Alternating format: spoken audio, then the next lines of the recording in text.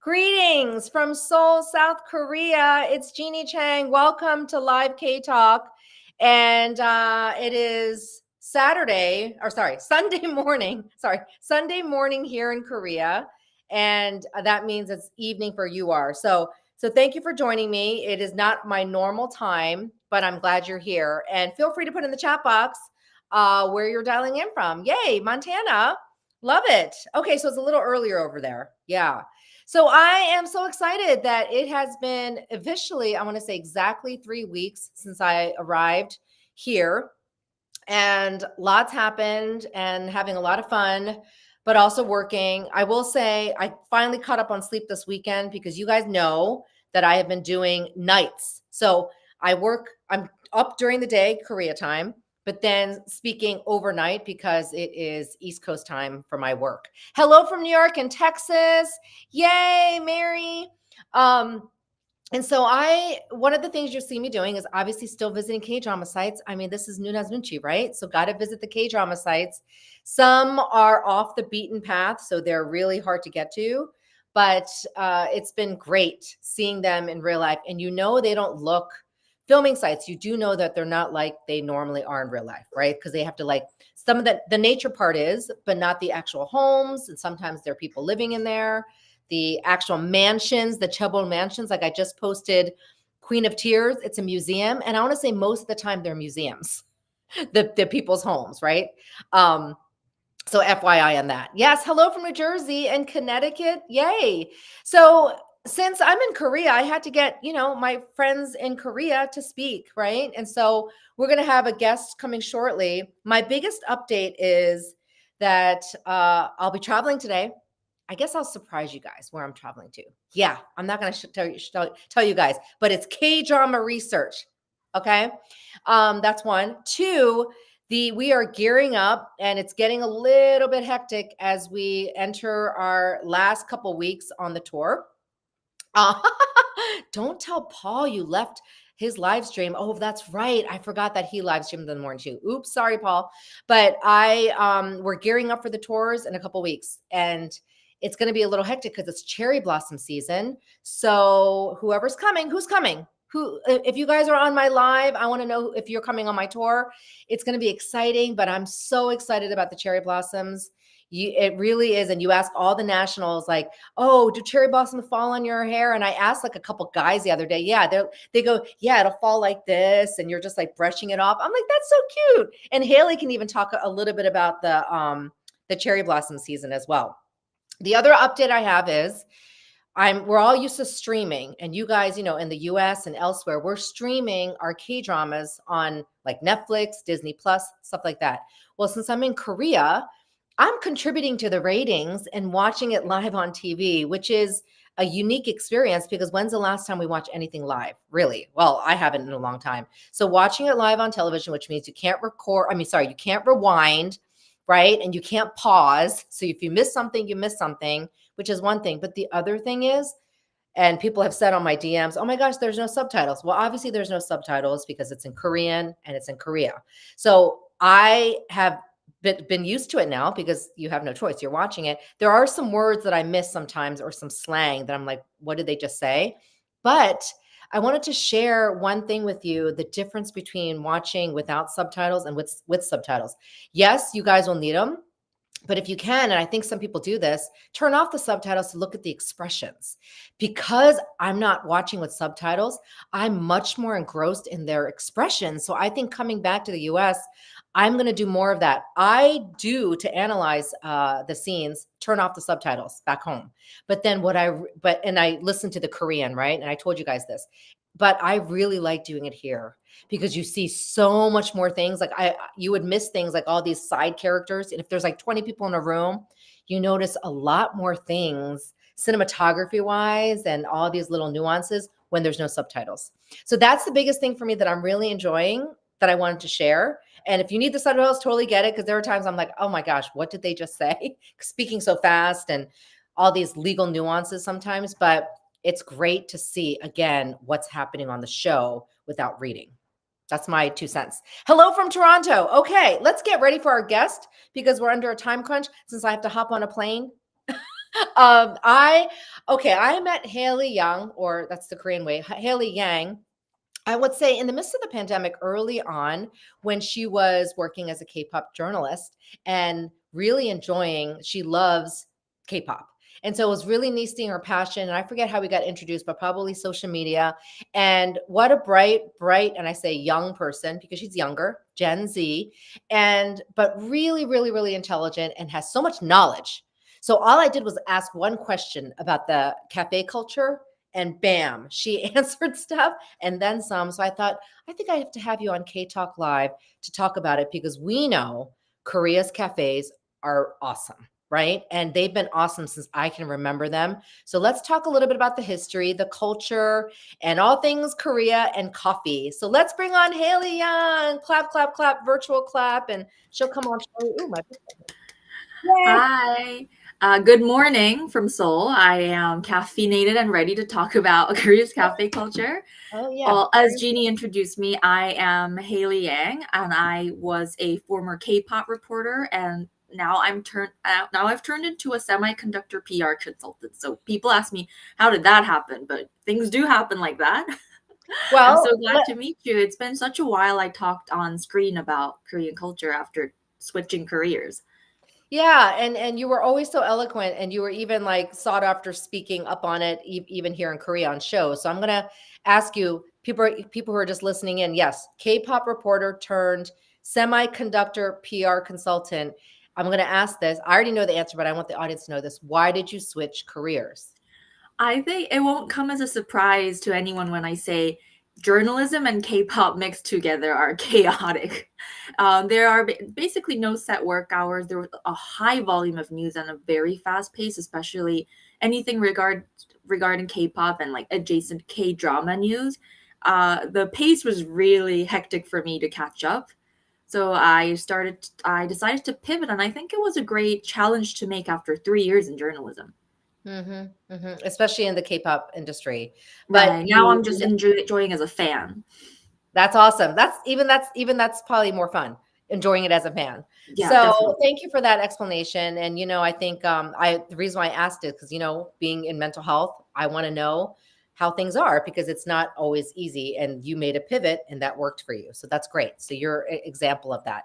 All right, Yeah. let's get to the question. I asked you a question last week about the cafe culture. Oh, someone's asking if you studied journalism in college. Oh, I majored politics in one of the Sky universities. Yes. She's a Sky, folks. Yonsei. I'll brag on her. Right. So Wow. politics, which a lot of people go into journalism. Yeah. And we were having this cafe conversation in a cafe in Gangnam just last week. Yeah. Yeah. It was a really good conversation. So let's start with the first question about what we're going to talk about. How Korea's cafe culture came about. Okay. What's that first question Um, here? Let's split I up here. think a lot of people associate Korea's cafe culture with modern times, especially because they see Korean cafe settings through K dramas that most people have started tuning into in the 2010s. But did you know that Korea's coffee culture started in the 1880s, which might not be that early compared to the West, but definitely earlier than most people think. So it started in the 1880s under the basically the hobby of King Gojong of Korea, who was the second to last king of the Korean dynasty, the Joseon dynasty, which many of you may know if you've tuned into Korean history dramas, right? Hagu. So, Yeah. So of go. course, back in the day, coffee was this Western novelty. Only the king and the royals could enjoy it. hmm And it pretty much remained the same pricey way into the Korean colonial period under Japanese rule. And then after the war, things were so chaotic, it was very hard for this kind of beverage culture to really flourish. But after things started settling in the 60s and especially the 70s and 80s, and in the 80s, obviously, Korea was a bit on a certain track to host the Olympics, right, in 1988. So Yep. once the economy started booming, it means that most of the general Koreans have some time and a bit of disposable income to spend. Mhm. And this is where the kind of the proto cafe dubbed Tabang starts stepping in. And you Mm. guys might know if you watched the uh, what is it, 응답하라 series. Oh, yeah, Reply 1988, Reply 1994, and Reply 1997.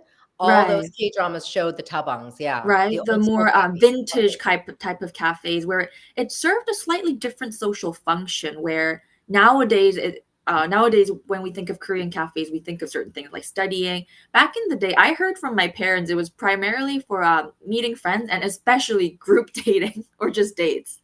It was really funny to hear it from my grandparents and parents what function they serve. So back in the day you wouldn't really see someone with their there were no laptops back then, but you wouldn't really see someone with their study material all like put on the table and studying alone in a tabang. That was not what tabangs were for.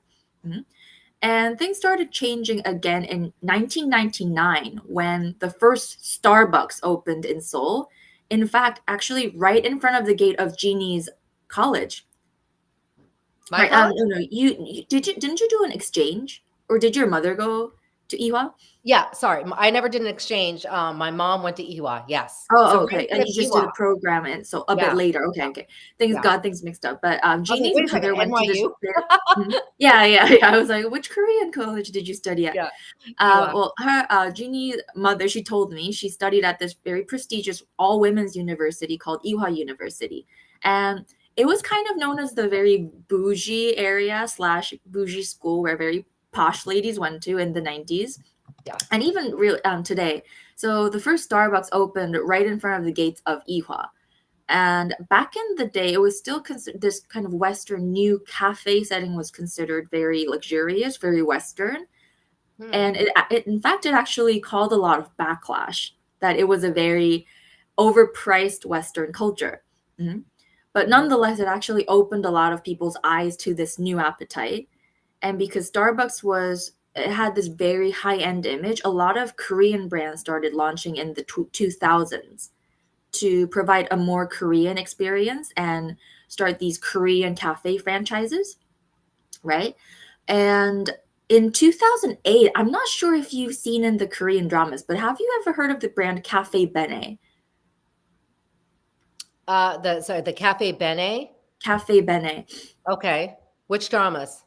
Yeah, this was a while back. This was the High Kick series, which were a Oh, series yeah, of yeah, yeah. sitcoms. Yeah, it Okay, actually probably became some sort of folks a here. running joke that on a cliffhanger, the ad for Cafe Bene would come up. The last ending scene of the drama like turns black and white or something, and you know Uh-huh. how they hold you onto those cliffhangers. Yeah, And yeah. the Cafe Bene ad was always there. So for my generation, like I'm on the cutoff area for Gen Z, Mm. but for my generation, Cafe Bene is so strongly attached to those K drama endings.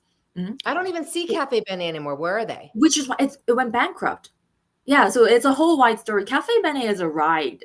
It launched in 2008, which is like about 10 years after Starbucks launched, and when most Koreans had already developed an appetite for coffee and Yeah. coffee culture.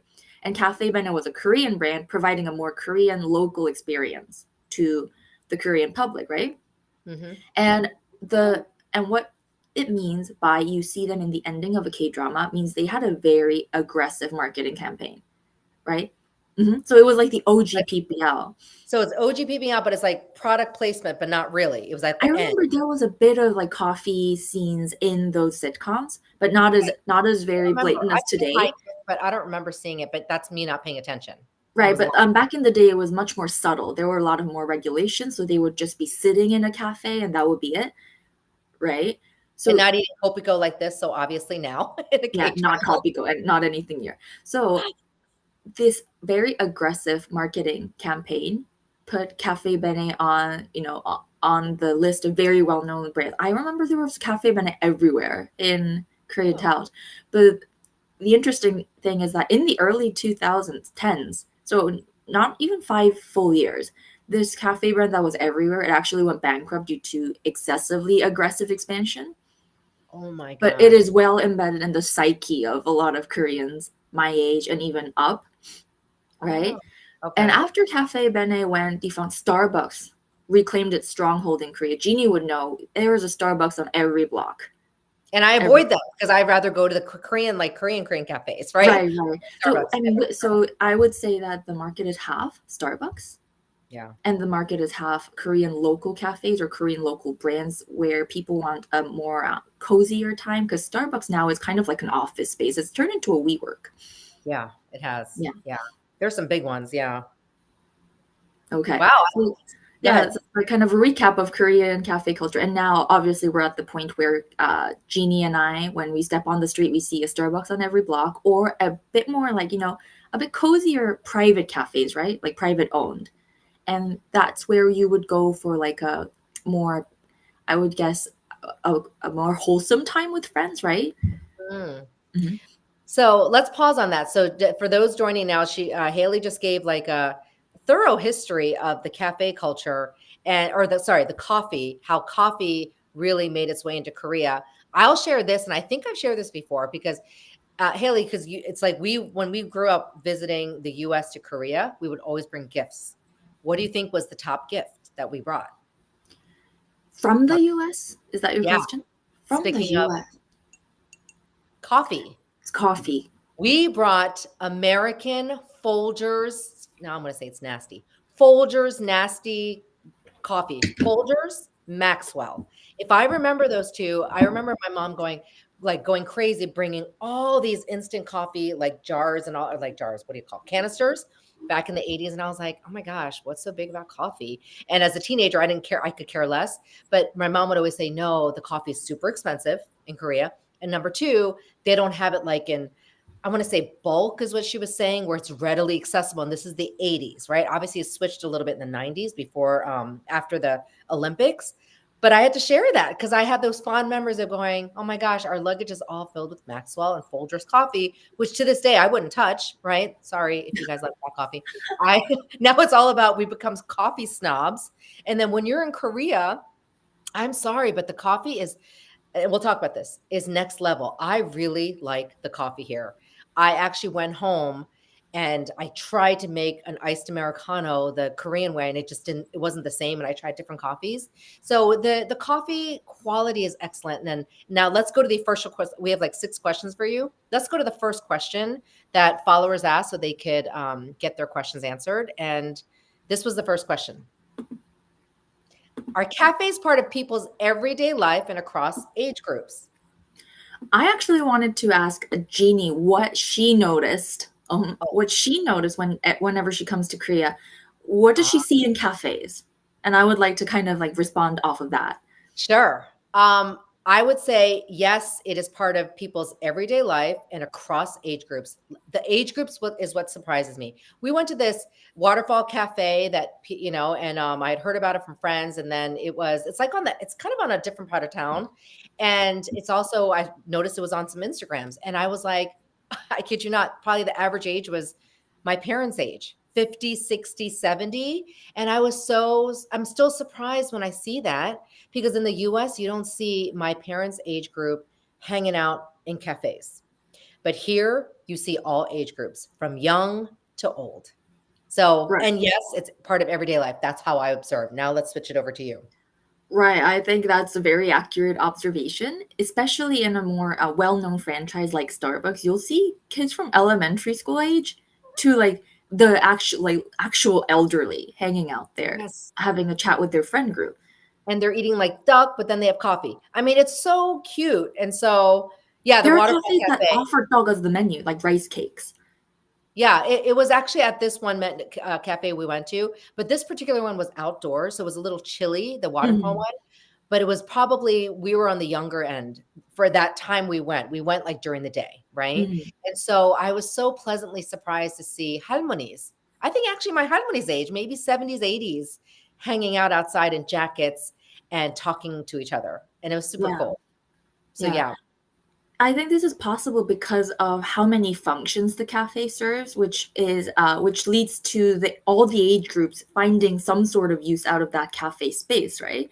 The like let's elementary school age kids, they go there to hang out, sometimes do their homework, and this homework thing grows more common as you go high school age, and especially you see so many college students and even office workers studying or doing their work in those cafes, which is yeah, why no one really bats an eye if you stay at a cafe for like 3 to 6 hours, Yeah. if even all day. Obviously, like you have to have some nunchi. This is like a big part where the word nunchi comes. When you're at a cafe, you have to have nunchi to be polite enough to like order enough drink and food items correlating to the amount of time you spend, because Yeah. the 사장님, the owner of the cafe, is not running a charity, Yeah. right? Yeah. So if you're there, we were at the BTS cafe last week for like right at 3 hours.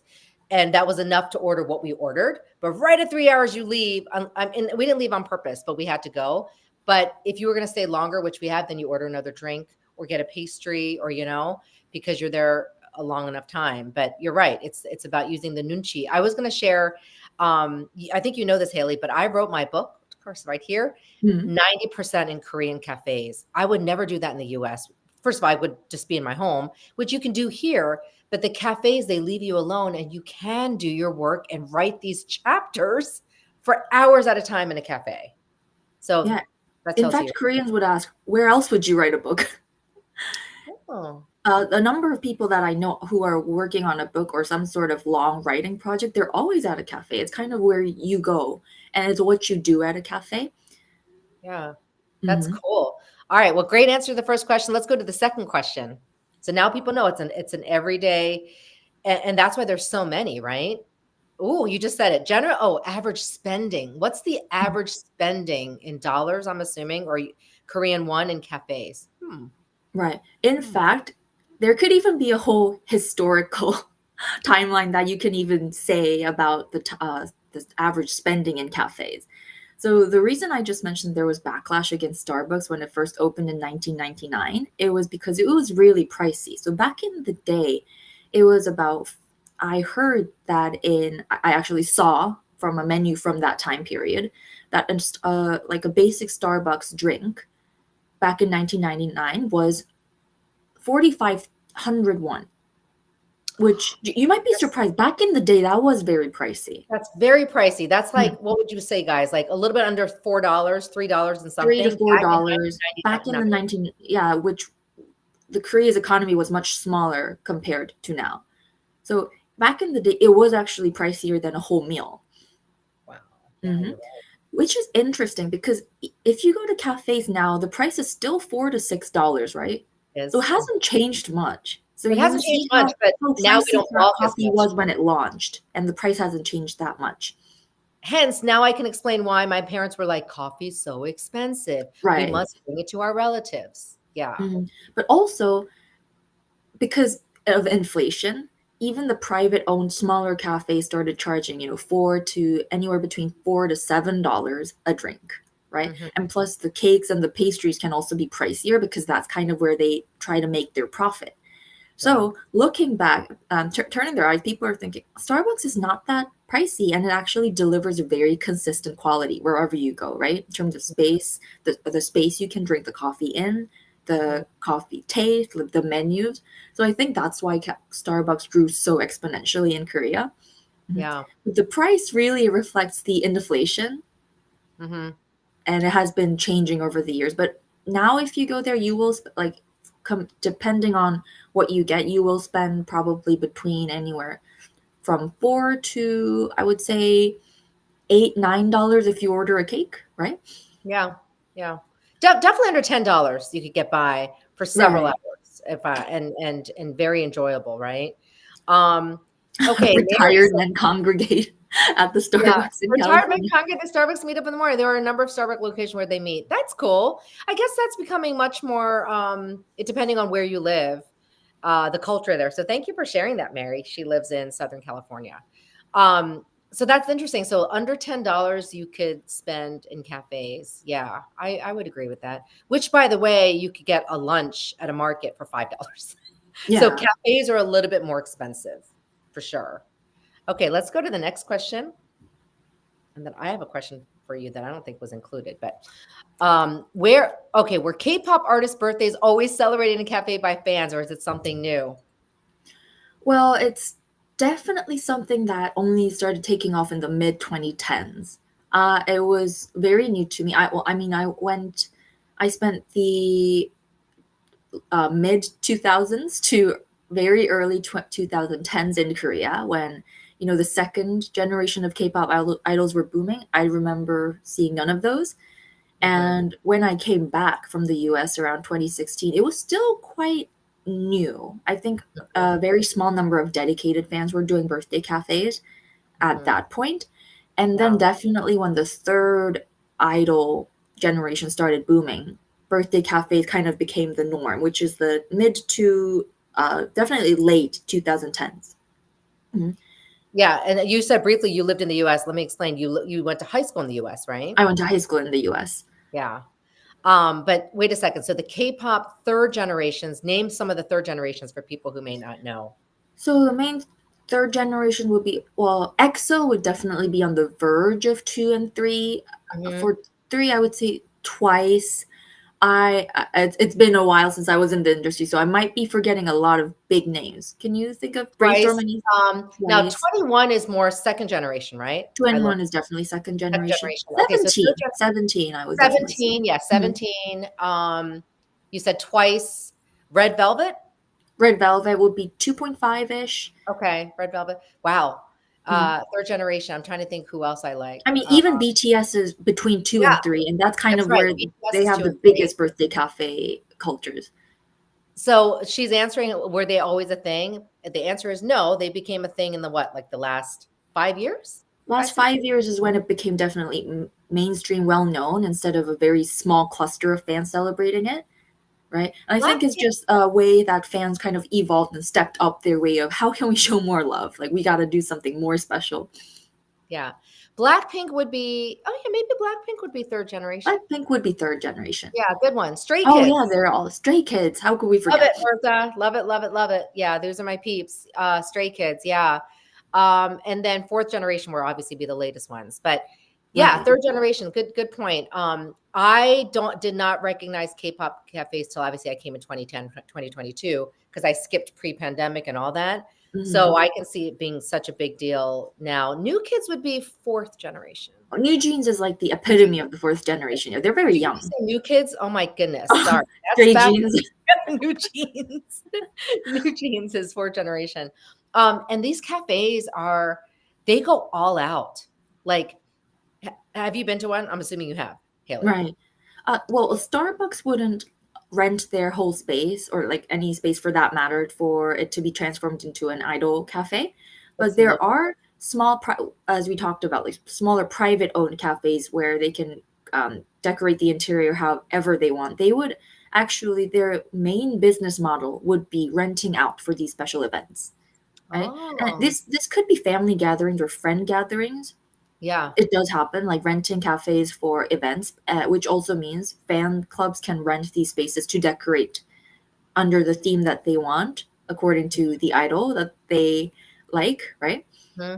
Hmm. So these cafes are a genre of their own. It's not usually franchise cafes that we all see on the big streets.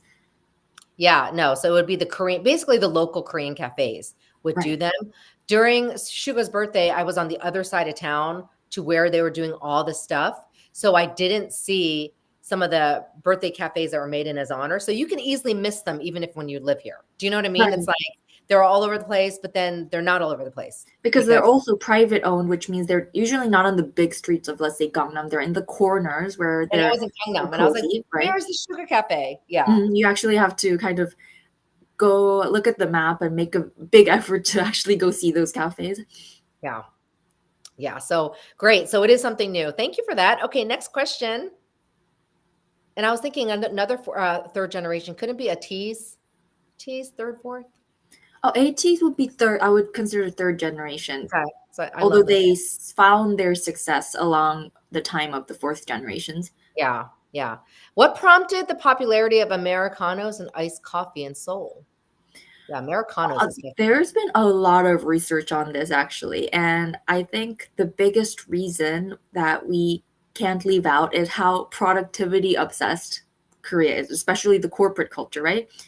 I mean, students drink it, especially in college, where they're also required to have a lot of productivity for their grades and also to prepare to join this big company, right? Everyone wants to work for Samsung or Hyundai. Mhm. So they're preparing very hard for their job hunting. And then office workers are always associated with holding an iced Americano, heading to work, right? So caffeine plus the very cold iced drink, it really wakes you up in the very early morning. Mhm. Mhm. And I would say there is a layer that is more than leisure to Korea's iced coffee obsession. They want to be really caffeinated, hyper alert, aware. Mhm. Wow. And I remember you telling me this, so I'm glad you shared this. So the fact that it's such a high productive, society that's Competitive. competitive. Do you guys, who's on the call that's watched Dr. Slump? Haley, I don't know if you're watching Dr. Slump, or it's almost basically it ends today, but Dr. Slump showed Park Shin-hye's character, the female lead, like downing not iced coffees, the powdered coffees to stay awake. She didn't have time to make them into drinks. So it was kind Mm. of a joke, but I totally went, oh my goodness, I do know that they could be that obsessed to stay awake. Oh, I don't know what I just did. I've done this before. Balloons. But do you know what I mean? Do you remember the scenes early on? She was literally taking the, Maxim caffeine coffee powder mix and eating them plain to stay awake. It's not even cafe culture at that point, right? It's caffeine culture. It's just caffeine culture. But I Mhm. thought, and everyone was like, the whole joke was, oh my God, look at her. She doesn't even have the time to drink coffee, but she'll drink the caffeine. So, totally. So you're saying iced coffee. Yeah. And in the winter, we came in February, guys. I did notice more people drinking iced Americanos. And I'm like, it's freezing. I need It's my not a hot seasonal Americano. thing.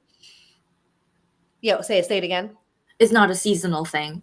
It's not a You would seasonal think thing, that if guys. if coffee is purely for, leisure and chilling, that people would drink warm coffee in the winter. But even in the winter, a lot of people seek coffee to be hyper awake for max productivity. Yeah, no, thanks for sharing that. Because even now, when I came in, it was really cold the first week we were here, and I asked for Americano in Korean. They go iced, and I went, no, that's a ton. I was like, why would I have a like iced Americano? And I realized that's It's the not that obvious. Yeah, I was like, wow, thanks for that. Yes, powder coffee is crazy. Okay, let's go to the next question. Mandy was saying the character eating that's kind of crazy. It's actually not bad though because it's all full of sugar too. The powdered coffee. What factors do you believe contribute to the creation of viral K-pop hits, and how do you think these trends develop? Good question. Do you think the question is asking how kind of the formula behind K-pop hit songs, like which songs go Yeah, see and you can success? attribute it any way. So yeah, it could be how do they go viral? What makes it go viral Right. is your best assumption. I think the first step, obviously, if a bigger band, an already very popular band, drops a song, it is a higher possibility for it to go viral, right? But I think Yeah. always the first step is to have a great song, great music. Some lesser known groups go viral because of a really well written song. And one thing you should know about K-pop these days is that one song, it's an understatement to say that it has many composers. You know how these days K-pop songs are like 2 to 3 minutes long, very short. Most of Mhm. them are actually under 3 minutes, become very short compared to 4 minute songs that we knew as the standard. Hmm. Yeah. And these really short 2 minute songs are written by, I'm not exaggerating, dozens of composers. So these composers just hop onto the song and work together to perfect the melody so it's just catchy, irresistible, right? Addictive. Mhm. And Wow. it is very calculated. The composers are professionals. They know which melodies will become a hook. So Hmm. all of these professionals are teaming up to perfect, just polish to perfection these songs. And then we get songs like Get a Guitar, which are Yeah. just so smooth, right? There's really no rough edges to the song. And you just can't, you have one listen and you just keep on humming along to it. I'm sure a lot of people would have thought about this when they're listening to a K-pop song, right? They just had one listen and like, oh, it's stuck in my head. It's such a catchy song, like very polished, It right? is. I think Yeah. definitely this kind of teamwork, and all of this is money, by the way, hiring a dozen composers for a 2 minute song. And it's just Wow. high budget, hiring as many professionals as you can, even for this short piece of content. I think that's how a lot of K-pop songs go viral.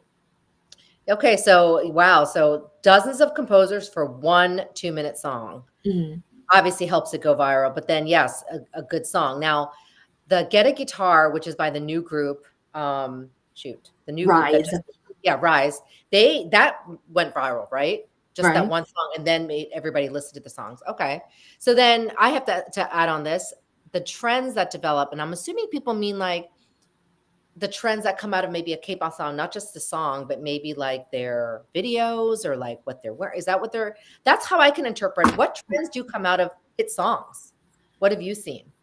Um, I would usually say if a company has the budget to create like a really perfected song, they will also perfect the choreography and the video, so that those two are also really catchy. So out of a really good song, you often see viral dance challenges coming up, right? Yeah, Because yeah. Oh, even yeah. those point highlight choreographies, they're also made by multiple choreographers to be Mm, catchy, memorable, somewhat easy to, dance along to, right? So it becomes a trend. It can't be a trend if it's impossible to dance along to, right? that's right. Oh, yeah. And someone just asked, or someone just mentioned this. Bertha said a lot of English and K-pop songs nowadays. Right. And this Hmm. again to appeal to global audiences. Because if global audiences have one listen, if the lyrics are all Korean, it would be a bit harder to remember. You know, Yeah. get a guitar, anyone speaking any language, they can have that stuck in their ear. Hmm. Yeah, that's awesome. No, that's great. So thank you for sharing that. I do like the dance trends. I've never tried one, but yes, when you see them, they're not hard, right?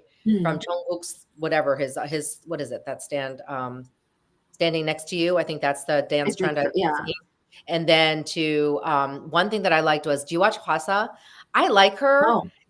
Yeah, and she had a whole trend with her "I Love My Body" Mhm. trend, and I still like. I'll watch it to see what's trending, and I really do like seeing some of these videos and some of the messages that that they share. So Right. thank you for that. Okay, I was gonna click to the next thing. No, what's the next question? I think there's a couple more. Ooh, how do you think Ooh. collaboration between K-pop artists and international musicians influence the evolution of trends? I think we also have to kind of look at the term musician in a broader way. We usually think of the time when musicians started directly featuring on the K-pop songs, right, as collaboration. I think a very memorable one recently was the rapper Lotto was on Jungkook's song Yeah, Seven, right? But yeah. even before that, the collaboration between the K-pop industry, and North European composers that started in the late 2000s, 2008, 2009, and the project was actually very big. Even the both governments, Korean government and the North European governments, they actively collaborated to share their musical talent, and the North European artists can sell their music to K-pop, and K-pop can benefit from getting great music, right? And also outside influences. I If you remember, K-pop, the music wise, it started developing very unique sounds in the late 2000s, right? Mhm. If you 21. remember 2NE1 Yeah, I love 21. I was just gonna say and 21. and even other groups that seem Korean, most of them were getting songs from North European, Nordic musicians. Oh, Mhm. interesting. Did So not we know start that. seeing more influence from like Nordic EDM. Mhm. Ah, So the okay. music started developing even way before foreign artists started featuring their names on K-pop titles. And I think if anything, it has made K-pop much richer with a lot of elements that we wouldn't have had if we only relied on the traditional, like more common Korean music elements that we had in the 2000s. If you Hmm. remember songs from them, they were definitely distinct from K-pop as we know them now. They were more melodious, more Mhm, mhm. ballad-ish, without Yeah, those edgy sounds, right? right. Mhm. Yeah, because 'cause I'm trying to name them in the 2000s. Why am I drawing a blank? Besides 21, is what Wonder Girls was first generation, right? Wonder Wonder Girls was one of also the sounds that started implementing these Okay, 'cause I love elements from them too. Nordic arts, right? And this Um, was the late 2000s. okay, wow. So sharing that just all there's a lot of collaboration. So you're indicating that they really enhanced the K-pop industry. Right. And nowadays you're actually seeing Western artists feature on the songs under their names, right? Instead of just being behind the scenes of and I think also that also enriches the music. We hear rap verses or vocal textures that we wouldn't really usually hear in K-pop songs. Yeah. Yeah. What's your favorite collaboration? I have to ask. There's actually I think how many years was this? Um, this was not a vocal collaboration, but I think a guitarist features on a Le Sserafim song, Unforgiven. Oh, first of all, I Mhm. love that song. I Right, did not right. know that. That Okay. was also a collaboration. Oh, so an instrumental collaboration too. Mhm. That's cool. Yeah, that's a good song. I believe this is the last question. So I have one to go back to the cafe culture a little bit. Do you have a do Koreans here, not just you, but do Koreans here have a go-to cafe, or do they try different cafes because there's so many? Oh, well, this is definitely different for the purpose. Let's say if you're going to hang out with friends, or let's say go on a date, they really try out as many cafes as possible. And in those cases, you would also seek out more unique private owned cafes. Mhm.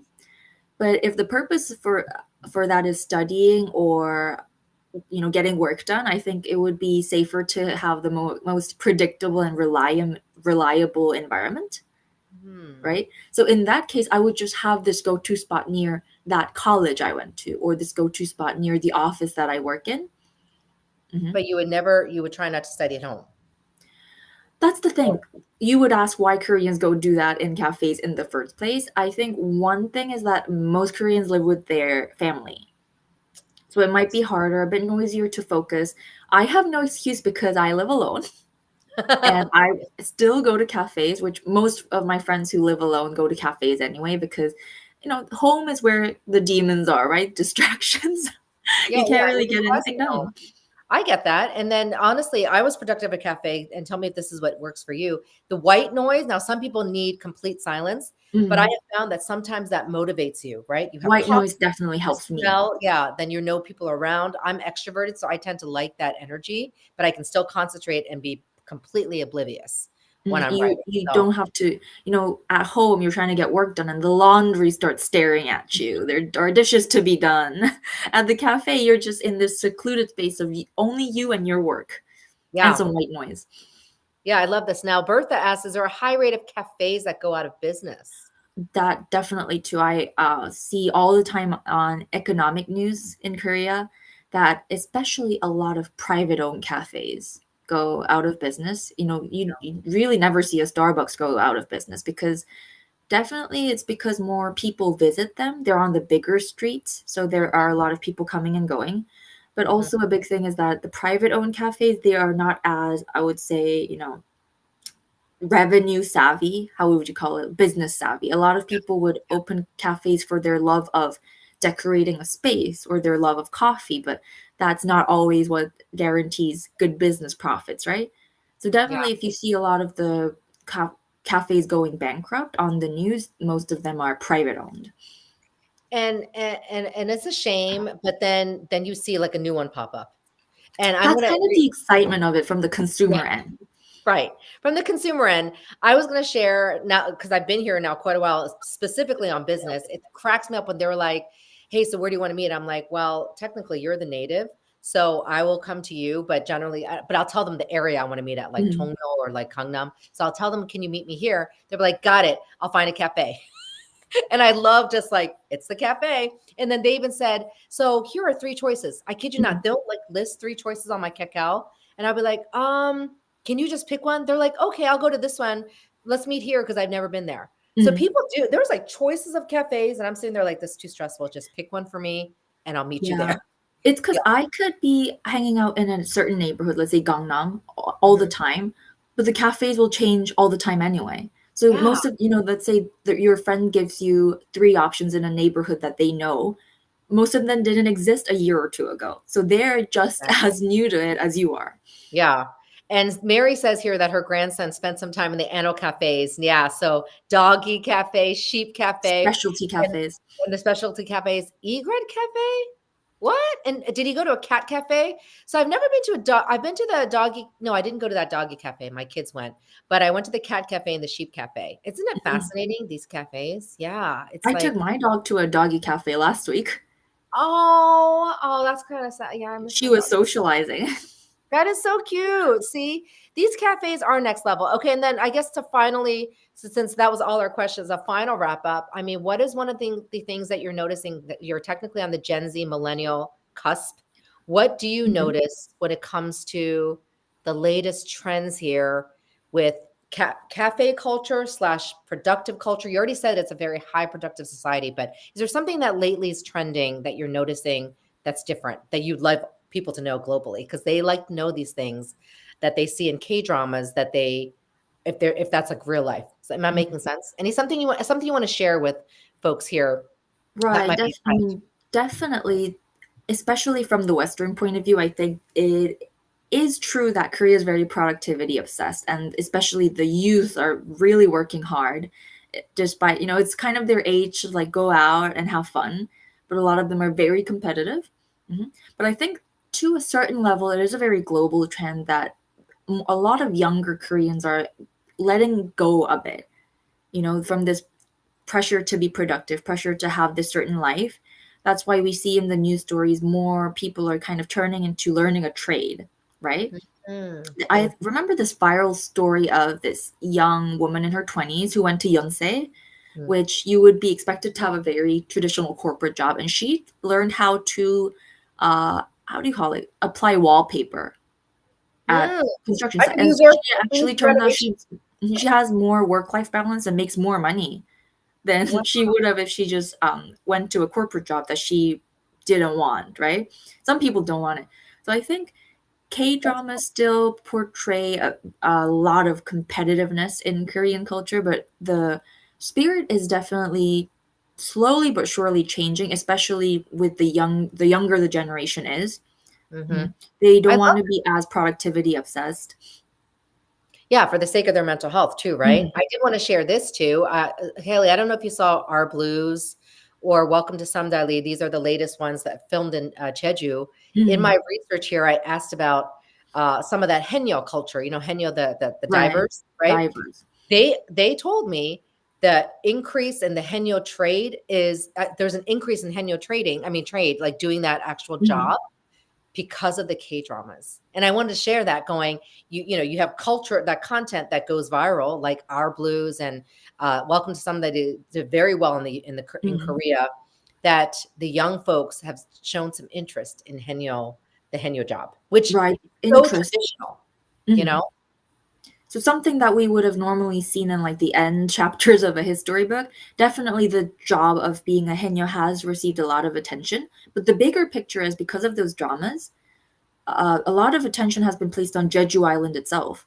And Yeah. actually, I think this is a case of like we're not sure which comes first, but more people don't want to be as productivity obsessed. So what's been trending is you live for 1 month or 3 months in Jeju Island, this Yeah. tropical southern island, which is kind of considered very different, a very different vibe than the mainland Korean culture, right? hmm I'm sure you would feel it if you've traveled there.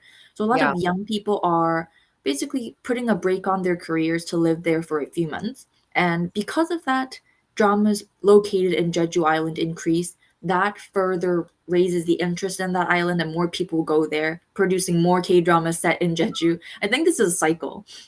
And I think it shows that more people want to relax in this remote island Yeah. without the cutthroat competitiveness that we usually associate with Korean society.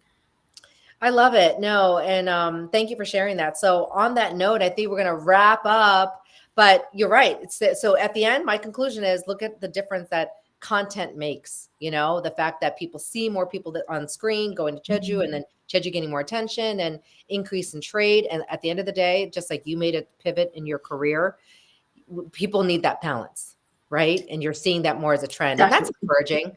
um I see it and don't see it. Like I'll talk to the young folks and see it in them, but I don't see it in the parents. So me as a family therapist, I'm like, parents might need to chill, right? Because they're all like, Right. this is where my kid's going to go. So that would be my hope, that the parents also have that perspective of making sure that their kids are balanced and healthier and happier, so they can, succeed. Actually, sustainability. Thank you, Haley, for joining me. We'll check out Thank you another so cafe much for soon. having me here. Yeah, we'll see you soon. Bye, See you Haley. soon. Bye. Hopefully see you again. Yes, of course. I was trying to go for the balloons. Bye. So, guys, wrapping up, thank you for joining me on a late Saturday night for you guys. I, like I said, I'll share whatever I learn. I'm learning so much. And the fact that Haley just talked about the trades increasing people interested in learning more a trade, that's great because that is like a dying art, right? And so it's so great to see young folks learning something, learning how to do something that maybe back in the day was what grandparents and everything used to do. So the Henyo culture was really encouraging to hear that people had more of an interest. What do they do? Can I get trained as a Henyo? Can I be a Henyo? Which is not a safe job too. Thank you, Haley. People saying thank you. Thank you for joining me Sunday morning here. The next time I'll see you, I will be elsewhere, not in Seoul, but you will see soon. And you can tell it's warming up here because I think today it'll hit like 60s. Woo, springtime. Yay. All right, guys. Thanks for being there for me. Love you guys. And I hope you have a good night.